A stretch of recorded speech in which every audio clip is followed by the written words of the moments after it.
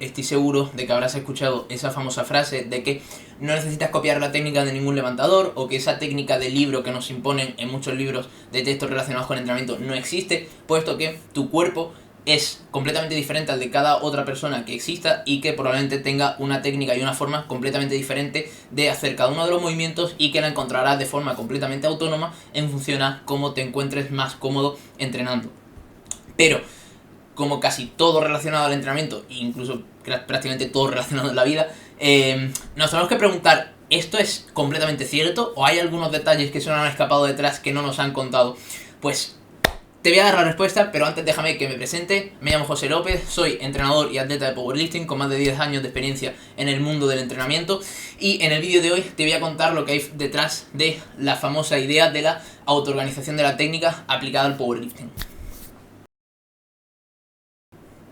La idea de la autoorganización de la técnica viene a decir básicamente que cada persona tiene su manera óptima de moverse y que no tiene necesidad de copiar ninguna técnica rígida de libro, una técnica de manual, o que que su movimiento sea igual que el de otra persona necesariamente, ya que esto nace de la teoría de los sistemas dinámicos complejos, en concreto de Constraint-Led Approach, que viene a decir básicamente que tu cuerpo, cuando se mueve, lo hace en base a la interacción, o mejor dicho, la forma en la que se mueve viene a nacer de la interacción entre tres grandes, podemos decir, campos, que viene a ser el primero, tu propio cuerpo, que dentro de este se engloba pues tus niveles de fuerza, tus palancas, la longitud de tus segmentos, los grados de movilidad que tengan las diferentes articulaciones. Luego el segundo sería la propia tarea que vas a realizar, si vas a realizar una sentadilla, un press de banca, un peso muerto, una sentadilla trasera, frontal, barra baja, barra alta. En fin, las características que tenga la tarea que vas a realizar y con qué objetivos. Por ejemplo, que la sentadilla tengas que realizarla rompiendo la paralela, con la profundidad de codos en el press de banca, o simplemente bloqueando los hombros en el peso muerto, o peso muerto sumo, convencional, etcétera, etcétera, etcétera, ¿vale? Y por último, también influye el ambiente, el entorno. Es decir, si estamos compitiendo, si estamos entrenando, por ejemplo, con material calibrado, si estamos entrenando con un material un poco más de menor calidad, si estamos entrenando en un gimnasio solos, acompañados, rodeados de gente, con mucho hype. Al final todo esto es, digamos, características que afectan a tu entorno y que por tanto van a afectar tanto a tu rendimiento como a la forma en la que tú te muevas, ¿vale? El problema viene que al final, si el cuerpo se organiza solo pero no entiende la tarea que tiene delante, estamos dejando rienda suelta a que pueda establecer patrones ineficientes, como los patrones naturales, o lo que viene a ser como la forma en la que busca hacer el movimiento siempre, que es lo que se conoce en esta teoría de sistemas dinámicos como los atractores. Es decir, aquello que el cuerpo busca hacer, o a la que busca su forma segura de hacer el movimiento que sea esa. Y si no entendemos previamente cuál es la tarea que queremos realizar, podemos dar lugar, como digo, a que estos atractores se establezcan en patrones que a lo mejor puedan ser ineficientes o que no sean los más interesantes para nosotros, ¿de acuerdo? Entonces, al final esto es como tener un barco que va un poco sin rumbo, ¿de acuerdo? Tú al final, el barco, si tú lo sueltas en el agua, va a navegar, si está bien diseñado. Pero que sepa navegar y que se pueda mover en el agua no quiere decir que necesariamente tenga que llegar a buen puerto o tenga que llegar al punto al que quería llegar, ¿de acuerdo? O que simplemente para llegar a donde quiere llegar tenga que coger la ruta más corta o la más óptima, ¿de acuerdo? Esto lo vamos a ver generalmente, sobre todo con atletas intermedios, incluso con atletas novatos. Si tú, por ejemplo, coges a una persona que apenas tiene experiencia y le dices que haga una sentadilla, pues probablemente te haga una sentadilla, pero probablemente también dentro de esa sentadilla haya 1000 cosas que arreglar, y obviamente ese chaval no las va a arreglar él solo o ella sola, simplemente porque su cuerpo aprende a hacer sentadillas sin darle muchas más indicaciones, ¿vale? Entonces, aquí es donde entra también el punto importante de saber también cuándo dar indicaciones, de controlar lo que yo llamo los big rocks de cada movimiento, y de darle, en función del atleta y en función de sus necesidades, más indicaciones o menos, para dentro de dejarle ese pequeño grado de un poco de exploración y que encuentre dónde está más cómodo y dónde está menos cómodo, que lo tengamos como ubicado dentro de esos ciertos rangos que nosotros desde fuera estamos viendo que pueden ser los más interesantes para él, ¿de acuerdo?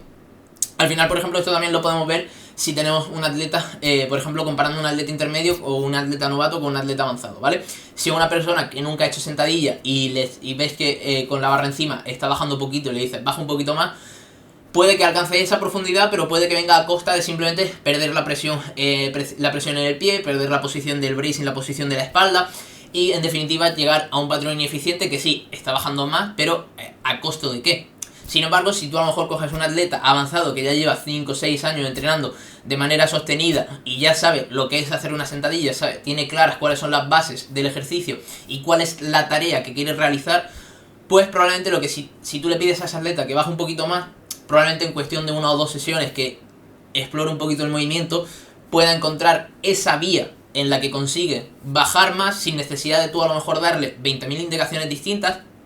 y él solo autoorganice su propia técnica para llegar a ese fin, pero manteniendo las bases del movimiento, esos big rocks estables, de manera que cumple con la tarea, pero manteniendo un patrón de movimiento sólido sin dejar paso a patrones ineficientes como he mencionado, ¿vale?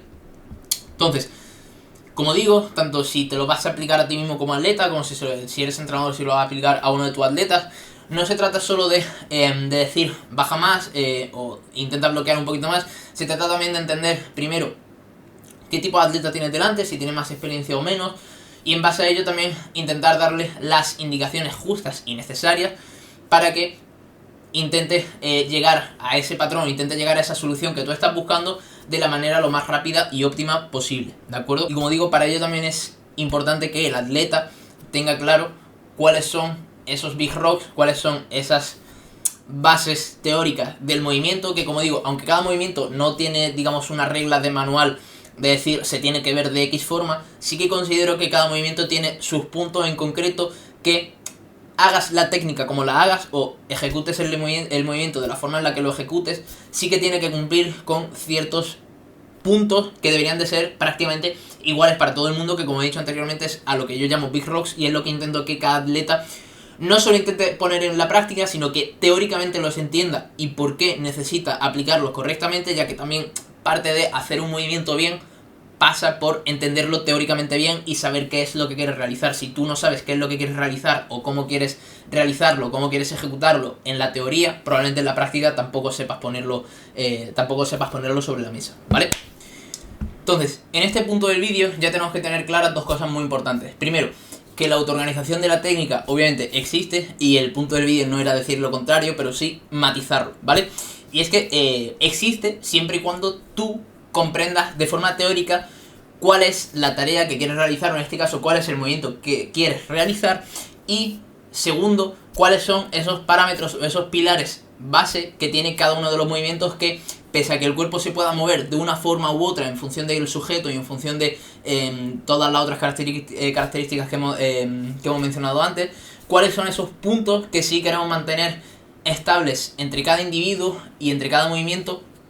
para que asegurarnos de que sea de la forma en la que sea que se mueva ese atleta, esté cumpliendo con la tarea y la esté haciendo de la forma lo más eficiente posible, ¿vale? Y es lo que os he mencionado antes, que son estos famosos big rocks de cada movimiento, que os lo dejo por aquí a continuación en alguna foto por aquí por la pantalla, ¿vale? En los que, como he dicho antes, básicamente estos son los pilares fundamentales de cada movimiento, es decir,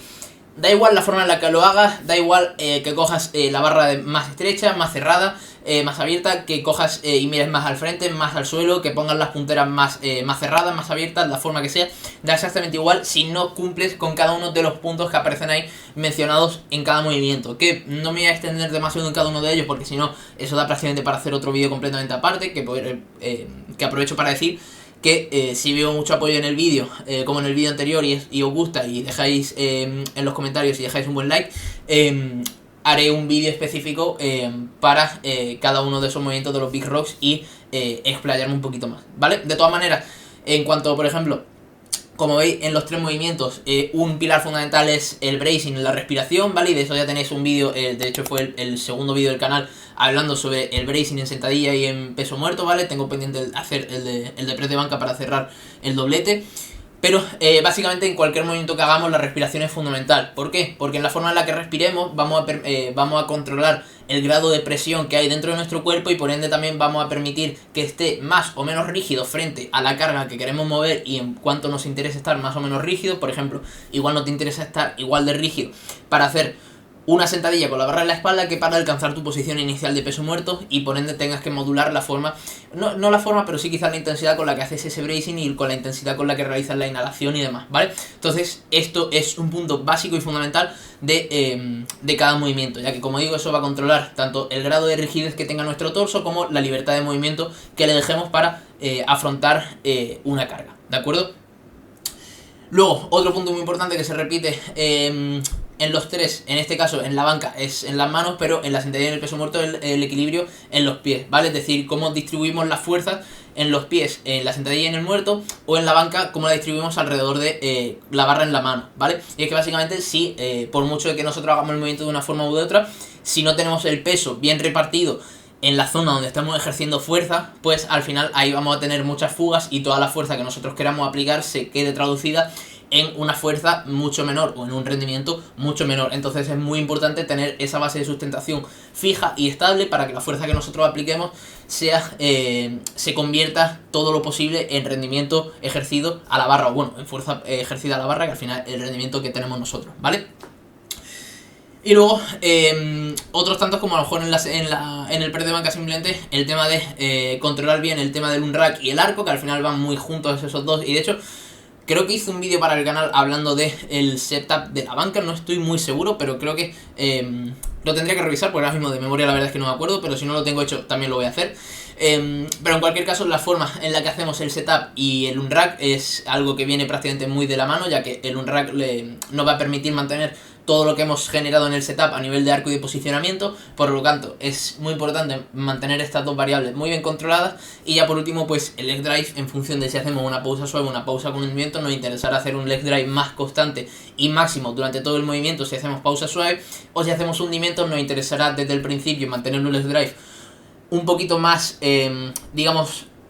por debajo de lo máximo, a lo mejor una intensidad del 70 o 80% durante todo el inicio del movimiento hasta llegar a la pausa, para dejarnos esa pequeña ventana, como expliqué, eso sí expliqué en el vídeo de la banca con hundimiento, para dejarnos esa pequeña ventana de leg drive por recoger al salir de la pausa, y que eso también nos deje como un pequeño margen como de explosividad a la hora de salir de abajo y nos beneficiemos al final de ese componente del hundimiento y ese componente, digamos, un poco más de cama elástica al salir de abajo, ¿de acuerdo? Y básicamente esos son los famosos big rocks que he mencionado durante todo el vídeo, ¿vale? Como he dicho, por recapitular por enésima vez, al final si no controlas esta serie de puntos de cada movimiento, da igual la forma en la que lo hagas, que probablemente no estés ni expresando ni tu máximo rendimiento ni teniendo quizás la forma de ejecución la más adecuada, aunque todo esto va de la mano, ya que si tu forma de ejecutar el movimiento, tu técnica no es la más adecuada y tu coordinación no es la más adecuada porque alguno de estos puntos se te escape, pues eso al final se va a traducir en un rendimiento muy por debajo de lo máximo que podrías expresar. Entonces, chicos, chicas, por recapitular, básicamente la autoorganización de la técnica existe, pero no es ninguna clase de magia. Al final se trata de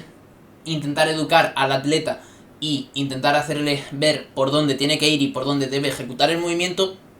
dándole ciertas guías, cierto contexto para que pueda ejecutarlo y pueda mantenerse en una exploración controlada y que pueda encontrar el movimiento que más le favorece. Al final, si nosotros dejamos que el atleta coja completamente rumbo libre, sin ningún tipo de experiencia o sin ningún tipo de contexto, es como el ejemplo que he dicho antes. Si tú a un atleta novato le dices que baje, pues probablemente bajará más en la sentadilla, pero puede que baje y lo haga bien, o puede que baje y lo haga completamente mal, y sea a costa de coger patrones ineficientes como perder la presión del pie en el suelo, perder la posición de la espalda por perder el bracing o cualquier otra historia.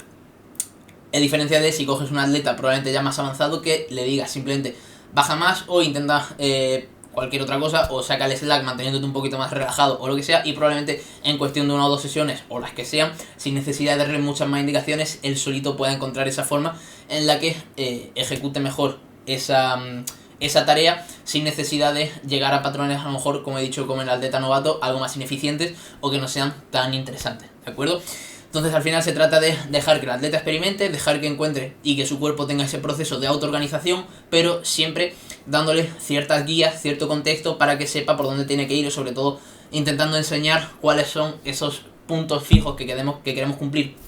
en cada movimiento, para asegurarnos de que ese proceso de autoorganización se cumple de la forma más óptima posible y el atleta al final acaba llegando al mejor destino posible en cuanto a ejecución de los movimientos, ¿vale?